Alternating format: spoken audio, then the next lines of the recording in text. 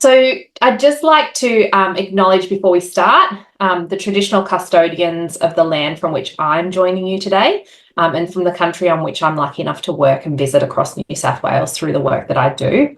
I'm on the lands of the Wamba Wamba Perapa Perapa people in Deniliquin in New South Wales. Feel free to pop in the chat where you're from if you like, and where you're joining us from today. This image here you see here is a photo of the beautiful Colletch River in Deniliquin. It's connected to the Murray River, branching off just above Echuca and joining back down the river. I feel a deep sense of connection to this riverway and feel a deep sense of connection to all the communities that also gain their lifeblood from these waterways along the Murray and all the outer branches that come off it.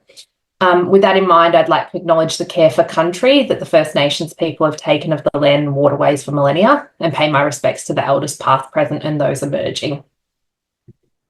So today, we're here to talk to you about the Backing the Future grant program. So I'm Lauren. I'm from FRRR, or the Foundation for Rural and Regional Renewal. And I'm the Youth Futures Manager here, which means that I get to look after all the programs at FRRR that are focused specifically on young people and elevating young people's voices and opportunities. I'd also like to introduce you to my colleagues who are joining me from VFFF, which is the Vincent Fairfax Family Foundation, for those of you that aren't familiar. As you can tell, we love our acronyms over here in the philanthropy world. So just introducing you to Ali, who will be helping me here today. Hi everyone, nice to be with you today. Really excited to chat about Backing the Future and our partnership with FRRR. I'm also joined by my colleagues Elle and Claire, who are probably waving in one of the screens. And we're all joining from the beautiful lands of the Gadigal people of the Eora Nation, and like to also pay my respects and acknowledge that sovereignty was never ceded. Thanks, Lauren. Hi, I can see the rest of the VFFF team there as well. So I'll be primarily speaking to you today just to introduce you to Backing the Future and what Backing the Future is all about. At its core, Backing the Future is all about backing those great ideas that support youth in your communities across remote, rural and regional New South Wales. While we love projects that are delivered by young people themselves, we also recognise that anyone can have a great idea to support young people in their community. So you don't have to be under 30 to apply, but the end beneficiaries of your project do need to be young people aged 12 to 30. So what kind of great ideas are we looking for to back in Backing the Future? They need to fall within one of these 4 focus areas that you can see on your screen. But as you'll see later on, they're pretty broad categories and they have some great concepts that can fit within those 4 focus areas. So accessing decent work, we're really looking for projects where young people gain the experience and work that they need and that they value to work within their community and be part of the workforce. Projects that care for the environment so that young people have opportunities to participate in the green economy, gaining new environmental knowledge, skills and networks, and projects that facilitate youth-driven approaches to environmental challenges. Contributing to society is quite a broad one, and we sort of find that there's not much that doesn't fall within this focus area. But broad strokes, we want to see young people who are equipped and connected to shape better futures within their remote, regional, rural communities. We want to see increased representation of young people who have the capacity and opportunity to influence decision making that affects them within their community and on issues that matter to them. And then, of course, exploring Christian faith and values. So what we're looking for there are projects that allow young people to gain the knowledge and interest in Christian faith and opportunities for positive and engaging experiences that are informed by an understanding of Christian values. So broad strokes, that's what it is. As we sort of chat through this, you'll find that, it's a pretty flexible granting program. But, the Cliff's Notes versions of it are that, we just want to back ideas that support young people in your community.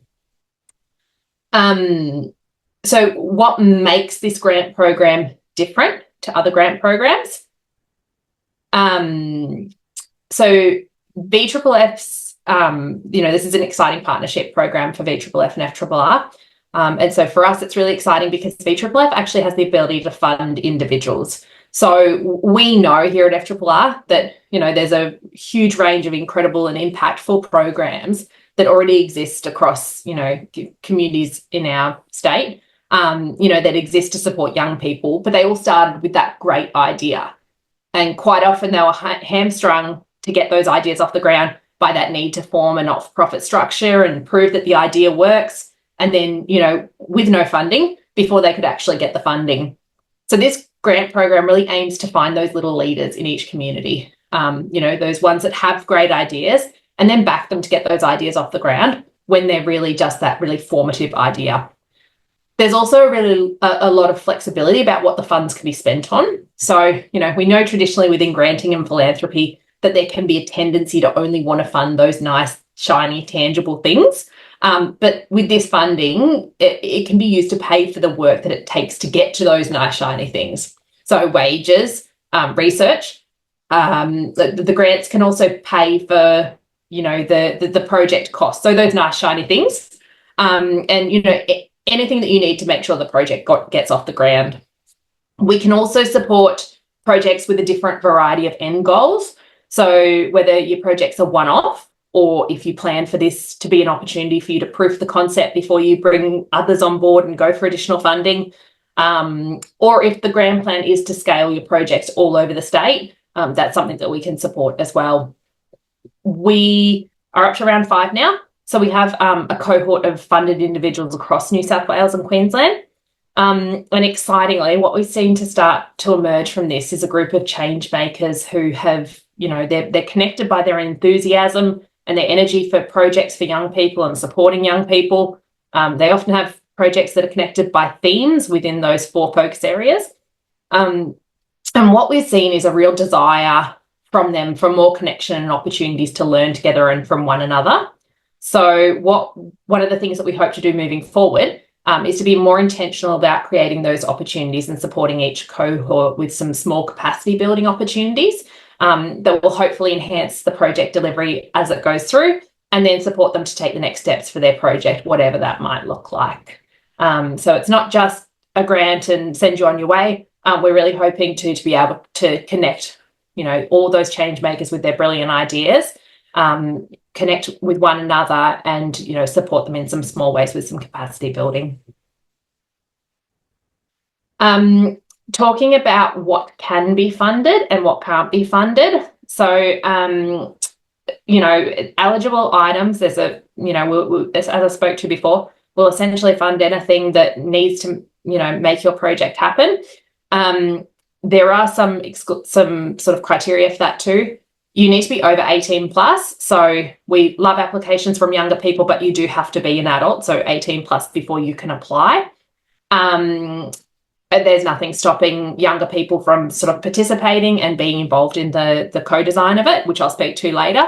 But as the applicant, the lead applicant, you need to be over 18 plus. You need to be an Australian citizen or a permanent resident.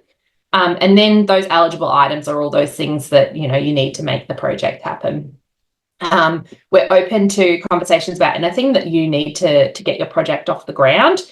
And I think it's probably easier to have a look at the ineligible items rather than sort of, give you a whole list of things that are eligible.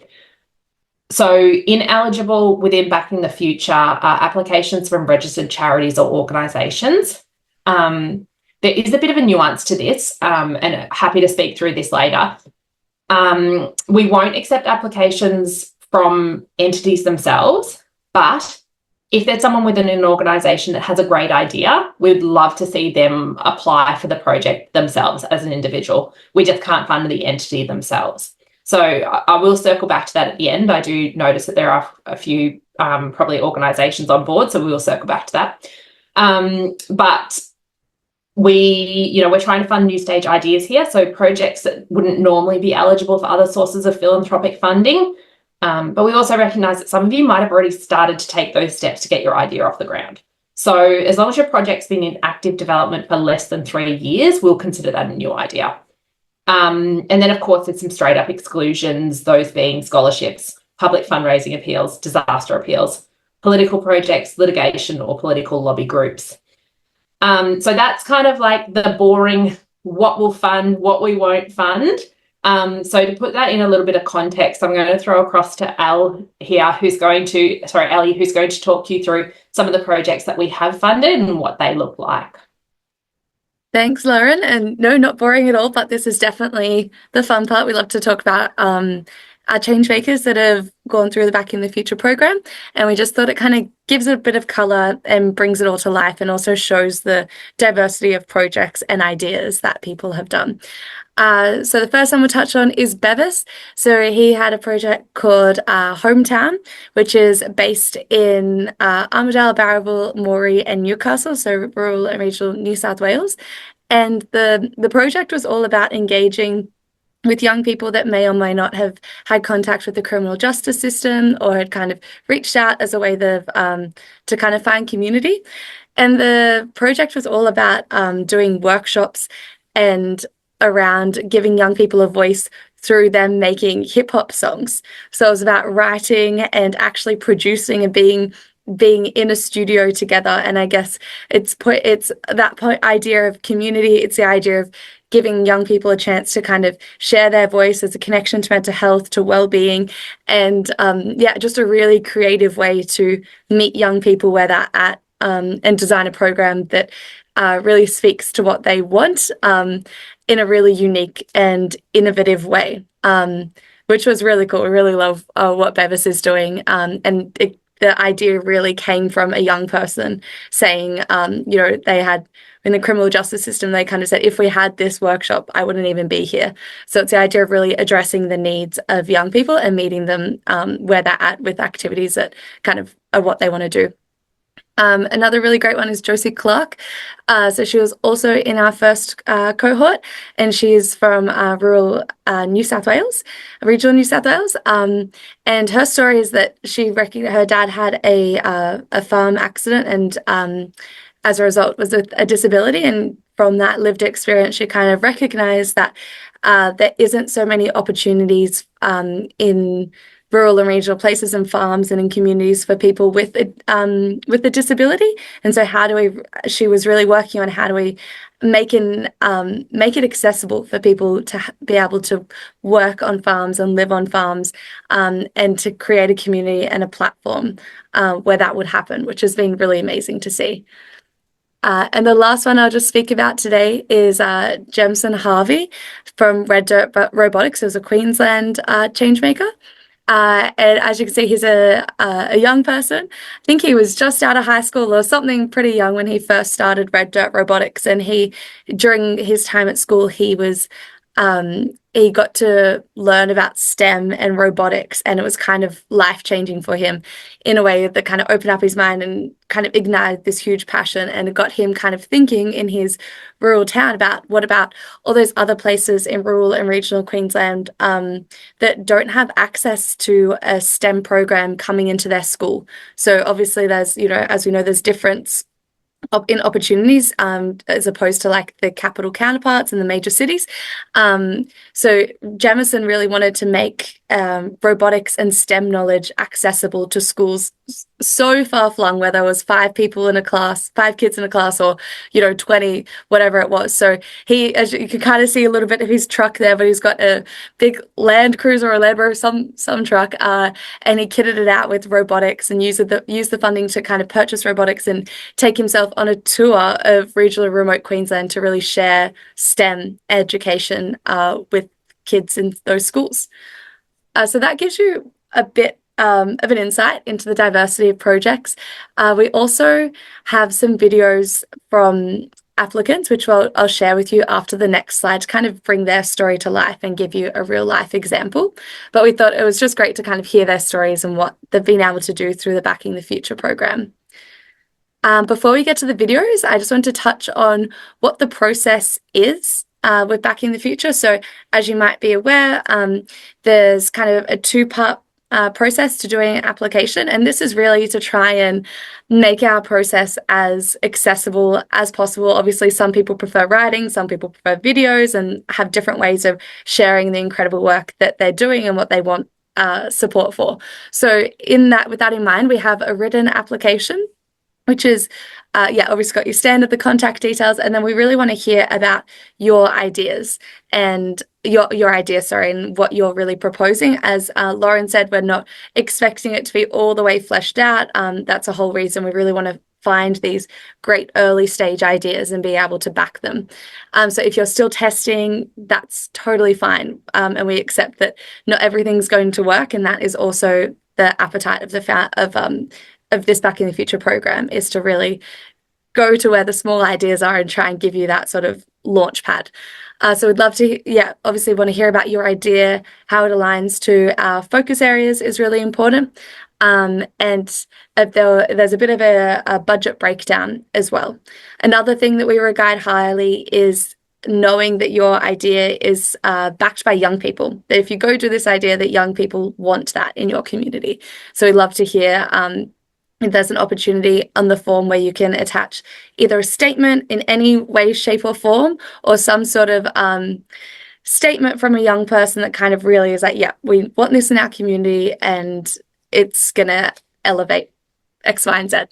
And then the other part is the video pitch. So that's what we'll show you coming up. We really want to highlight that we don't expect it to be like all lights, cameras, and actions. It's really just about us getting to put a face to the application and get to hear you bring it all to life.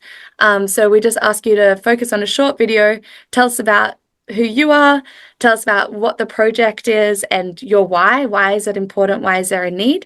And then we have a kind of fun question at the end, just to add a little bit more color, is in 5 years, what will a newspaper headline say about your work? Which again, just is kind of to illustrate your big goal and what you're really striving for. So that's the kind of what we ask from you. And then just to give you an insight into our assessment process. So what is a really unique something we're really proud about in this program is that the first people that will be viewing your application in an in-depth way in an assessment is actually our youth advisory group. So that's the photo of our young people there. The reason that we do this is because this whole Back in the Future is all about backing young people. And we want to make sure we have a youth advisory group to kind of help us inform what is going to work with young people, what do young people want, what do they think of this project? And it's really incredible to hear their insights. So I guess it's interesting for you to know as well that that is the group that will be looking at your application as the first point of contact.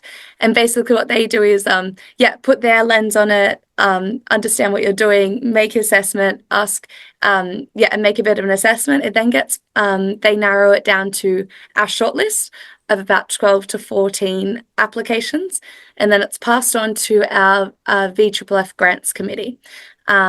And so they are members of the Fairfax family, and they get the application, they get the commentary from the YAG, and then their job is to do more further sort of ask questions and find out more information. And then they're the ones that choose the up to 10 recipients.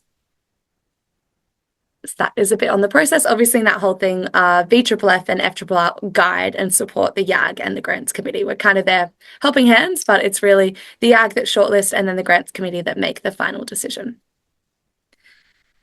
So as I alluded to, I just got 2 really short 1-minute videos. This isn't their whole video that they submitted. We kind of just cut some bits.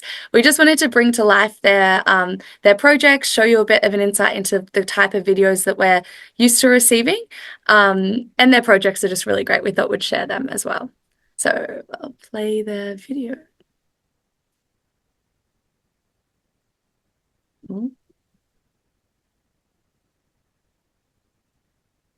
Maybe I won't play their video. I'm not sure where my little... We might be having some technical issues Oh, here. no. So we may or may not get the video, but that's okay. What we will do is if this can't play, we'll just send them in a link with the follow-up email that I send to you guys. So sorry, you'll probably have to listen to me speak again instead of listening to the wonderful Jamison. Wow. Yeah, sorry, I have no idea what's happened here, but we'll be sure to send them out to you. That's all right. It's not a webinar without a few kind of technical issues, is it? That's true. Everyone's got used to that. So we'll jump over to the what happens if I'm successful section. So, this is basically what it looks like if you were to apply for a grant, were to be successful, and, made it through to the final up to 10 applicants. Before you can sign a grant agreement, we do actually do a background check process. So this is a police check and a bankruptcy check. I just want to note, this is just our due diligence. It's not meant to be exclusionary. If something comes up, it's very unlikely that it's an automatic disqualifier, but it's just perhaps the start of a conversation. We obviously don't want to be, surprised by anything. So just, we recognize that sometimes the people with the best ideas are those with lived experiences, and perhaps those lived experiences may come with some things that come out in that background check. So that's just something to kind of note, and we don't want that to be a discomfort for anyone. And always happy to have a conversation around that as well. But just, telling you all that does happen if you were successful. Then it moves on to the grant agreement and payments. So that's what VFFF will look after. So there is a grant agreement that you have to sign. Payment is made by the time that all this kind of rolls out, will be around February next year. Then sort of the next section, there is a bit of sort of capacity building activities. This is kind of really you've got the funds now, you're ready to launch. One of the things that we found from previous cohorts was that they really, although they kind of met each other at the end once their projects were delivered, they really wanted to create those connections early. So they kind of had, a group of people that they can connect with, and perhaps have shared kind of conversations with to, understand what everyone's doing. So we're just going to have a meet the cohort online session. That will also give us that opportunity to explore like what other supports, as a grantee you might need, whether that be some sort of exploring other fundraising strategies or impact reporting, that sort of thing. We do a mid-year check-in. So halfway through your project, you'll just have a quick hour check-in with myself, just to chat about your project, how it's going, if there's anything we can do to support you, any kind of roadblocks that we can help finesse. And then at the end, once that's done, there is just a short acquittal. I would suggest it's not an overly onerous acquittal. It's a quite straightforward expenses template, and then just kind of some of the learnings. And of course, we always love those photos and images of it in action. And then at the end, again, just that kind of round table of, these are all the cohort that were funded in this round. And we just bring everyone together online to explore, what that kind of project delivery looked like. And this is really an opportunity for us to continue to build the grant program. So obviously it's quite a new experience for us, this particular one, and funding individuals. And so a lot of the program changes that we've made throughout this time, and some of the reflection on the capacity building opportunities and the need for that has come out of these roundtables. So I just wanted to make note of this. Some grant programs are very low touch. I'd say this is a bit of a mid touch, where we really love to know what's going on, not in any kind of big brother way. We trust you to do the work, but we would love to know if there's any way that we can help out, or opportunities for us to learn and to share those learnings with others within the cohort. So just kind of noting that, there are those kind of couple of little touch points throughout that you might have to come along to if you're successful. What makes a good application? So this is, we obviously spoke about all the things that are eligible, and you heard from Elle some of the projects that we have previously funded. At the core of it, I would suggest that projects that have been successful and that have delivered really well on what their idea was is work that's youth-led, co-designed, and actively incorporates young people and youth voices. I'd also like to note that particularly, if you're not of a community or you're going into a community, just an understanding of that, the young people within that community, and making sure that, that if you build it there, they will come. So that's sort of something that we like to see, particularly in sort of regional remote communities. We know that, sometimes that these things don't exist in those communities, and that the best way for young people to have opportunities in those communities is for external opportunities to come to them. And we completely understand that, recognise that, have funded that, but we like to know that you have already engaged with the young people there and the community there, and that, you know, there is some kind of pathway for when you leave. What does that look like? Are you just going to come in and then leave, or are you going to come in and, you know, make sure that young people still know where they can go to beyond your project being delivered? Obviously, innovative ideas. We love new ideas that haven't been done before, and or new to certain communities. We're also completely okay with that. If you have seen a project work incredibly well in another community and you desperately want to bring it to your young people in your community, we're totally okay with that as well. But yeah, we really love to see really innovative ideas and are happy to kind of test them, you know, if they're new ideas. New ways of working, again, that same kind of reflection on, you know, we understand that sometimes it's really difficult to fund something that isn't the norm. So we have seen, you know, new ways of delivering services and opportunities to young people, and we'd love to fund those. Anything that elevates the voices of young people and gives them opportunities that they wouldn't otherwise have. So, you know, if you're consulting with young people, making sure that they're paid for their, you know, experiences and the contribution that they're giving you to your work.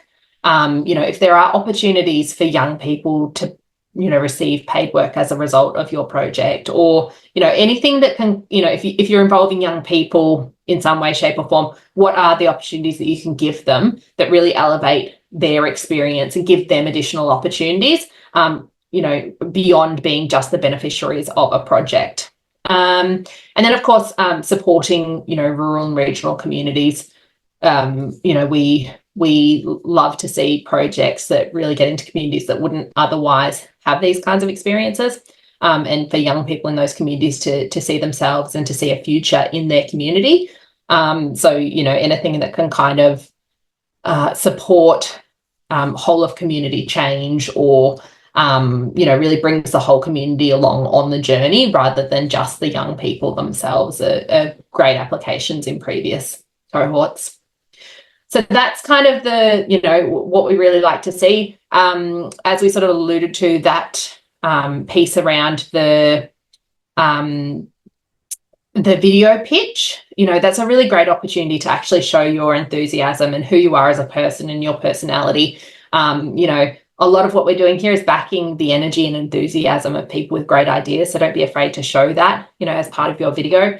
It really helps elevate your idea and bring it to life. So I think that is really important too, that the video, you know, shows who you are and what you're passionate about. And yeah, so that's kind of what makes a good application. We do have some frequently asked questions that I thought I would quickly go through. These are some of the things we've heard in previous grant rounds, or as we've sort of launched it in this first piece.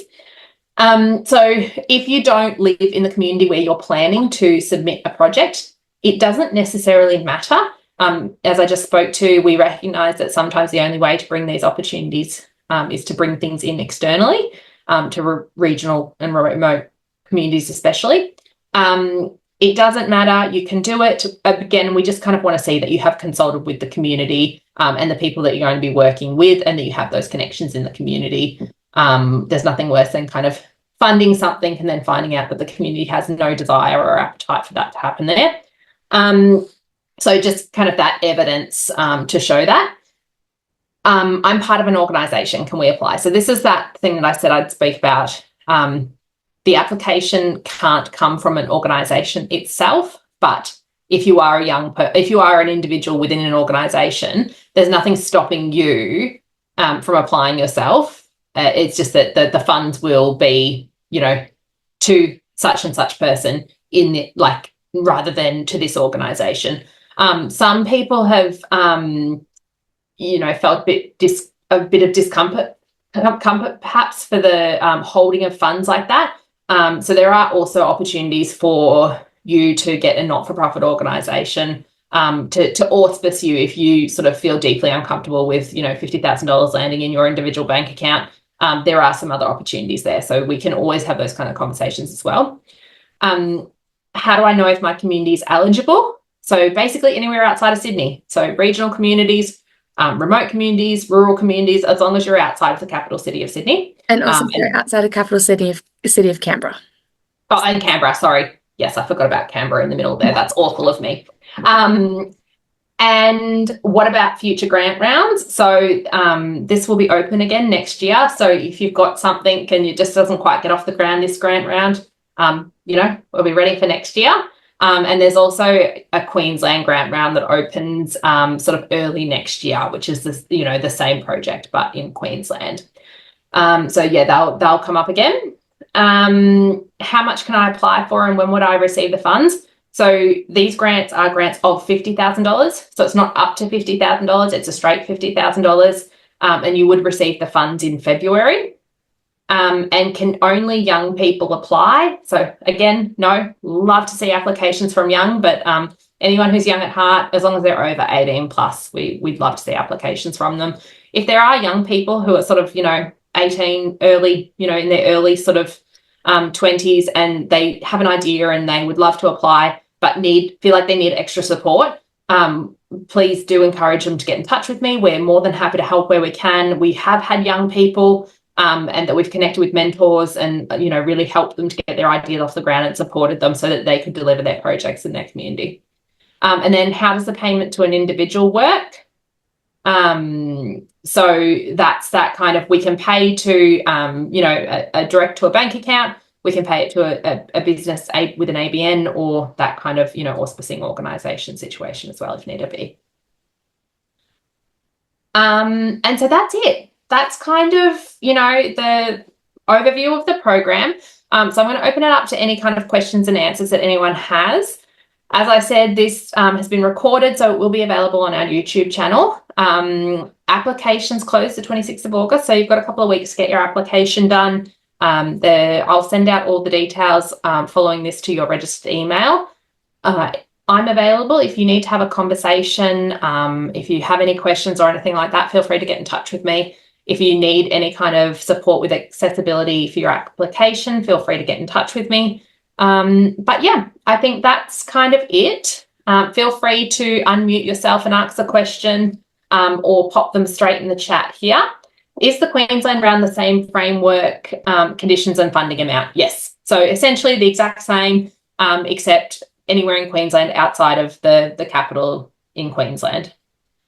So yeah, just rinse and repeat that one there. How many words are expected for the written application? Yeah, so in the application there is, in sections there are word recommendations. It's not a hard and fast, but we just ask that you try to stick to those guidelines. So it's hard to say about the whole application, but when you have a look at the submission, you'll be able to see the recommendations. And just on the video, it's no more than 3 minutes as well. So pretty sort of short videos. They will only assess up until 3 minutes. So it's very important that you only get up to that 3 minutes. Do you accept support letters? Love support letters, particularly when they're from young people. And when we say support letters, they can be as simple as a response to an email. They can be, a social media post where you've asked, if we do this, will you engage with it? And sort of that evidence. They don't need to be super, super formal. They just need to show that, yes, there is clearly evidence and support letters. And I would just note, sometimes there is a tendency to collect multiple support letters, quality over quantity in terms of support letters. Particularly as a grant assessor, when you start to read through them all and it's quite clear that they're all just, pro forma support letters, we would rather short, succinct, honest support letters rather than sort of like bulk support letters. Yeah.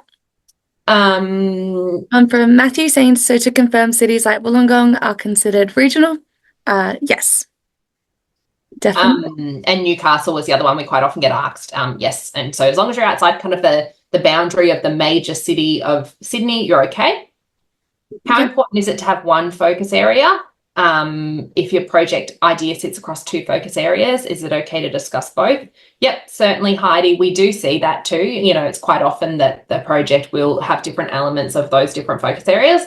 And I think you can speak to it. I guess my advice would be to pick one clear kind of focus area to speak. It's quite a limited amount of space that you have really to respond. So to perhaps pick that one focus area and then, just succinctly how it also connects to other focus areas. Yeah. One thing I just wanted to add a little bit on was around this question of I'm part of an organisation, can we apply? So just to stress that the project needs to be funding an individual. So, I mean, maybe to bring this to life, we have had in the past, there was one of the grant recipients was working in the Torres Strait, and he kind of started his own business and has a business that's operating and is kind of now looking at his community and realizing the enormous potential of increasing entrepreneurial skills in young people.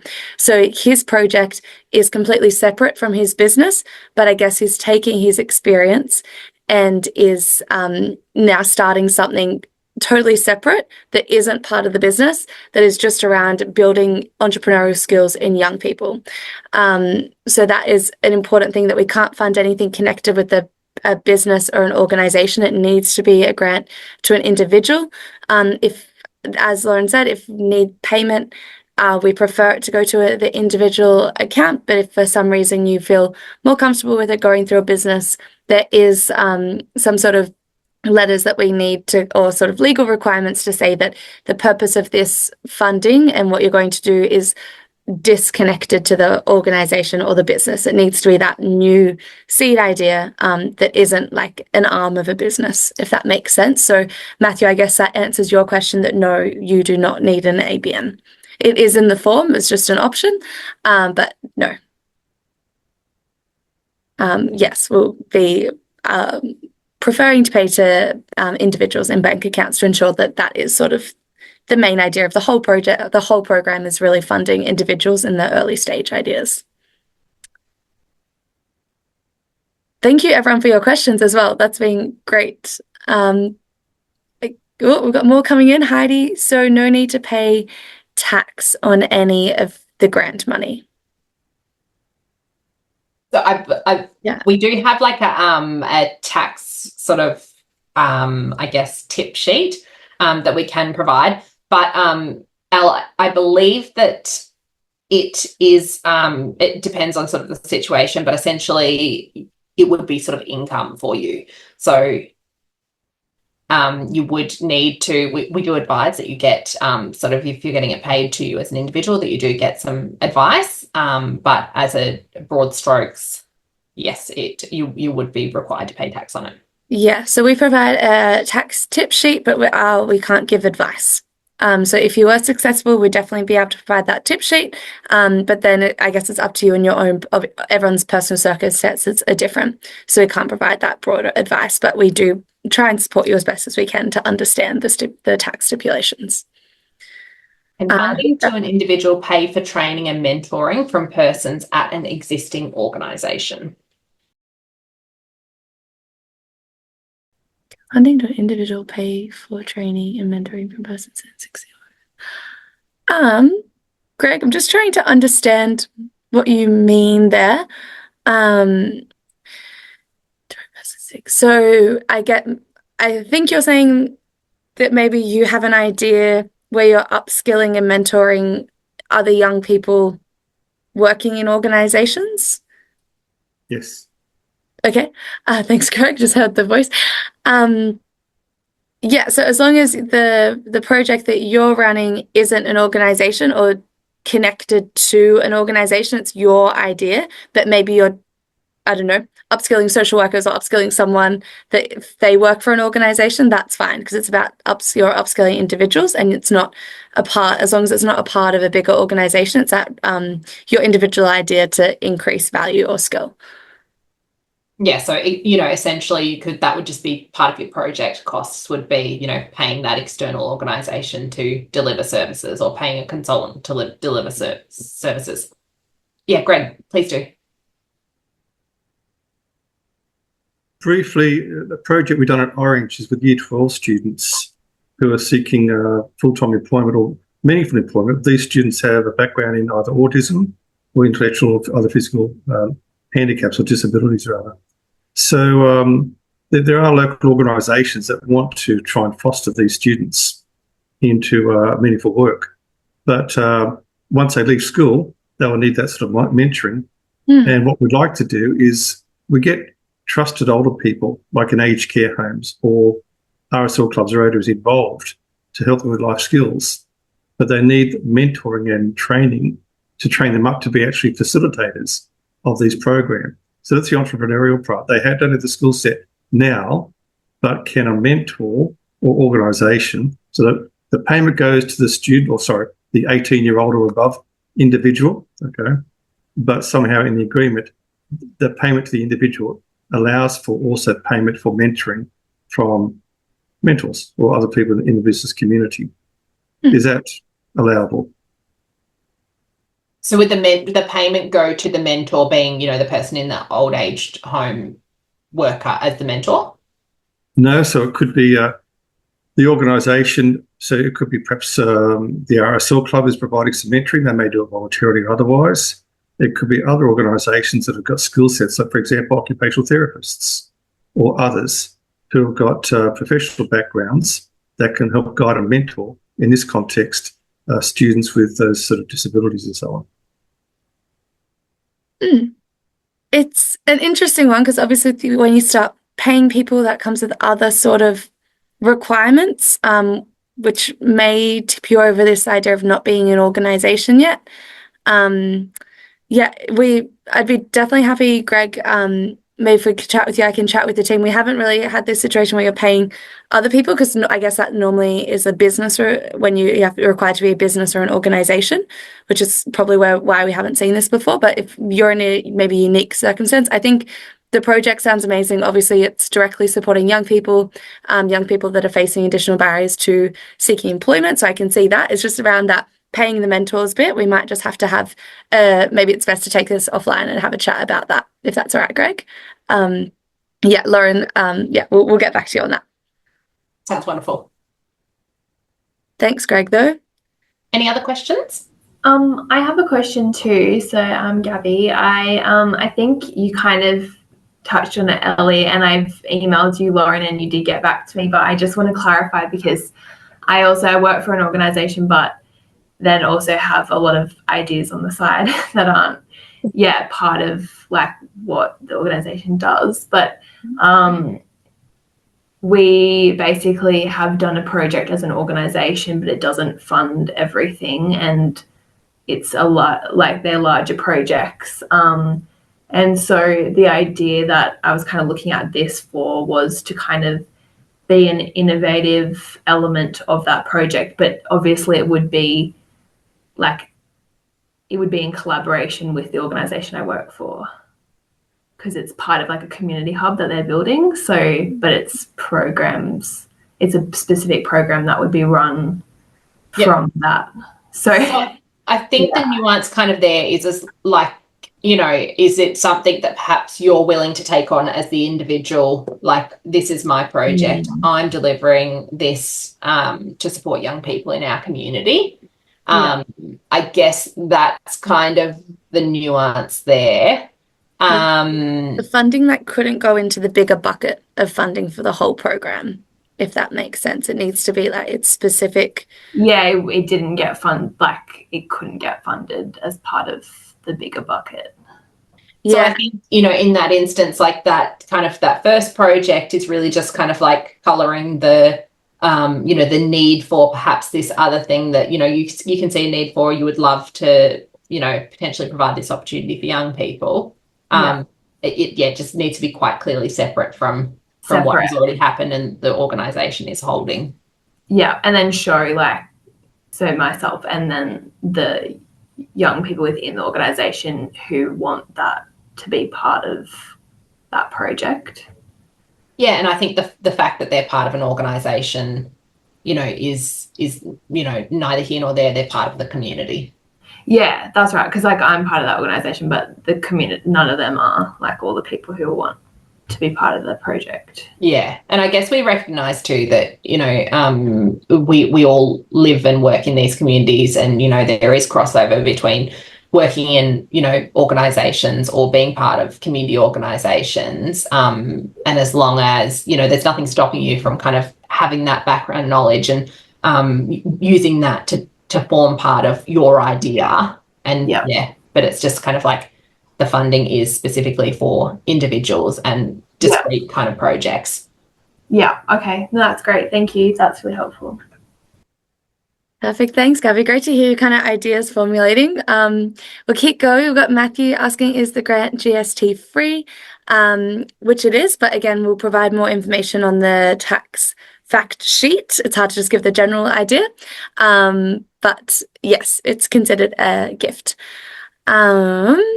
Felix, got a long one here. If the idea works well and leads to starting a social enterprise, can the grant money be used to set up the business/organization to take the project further and moving it forward? Great question, Felix.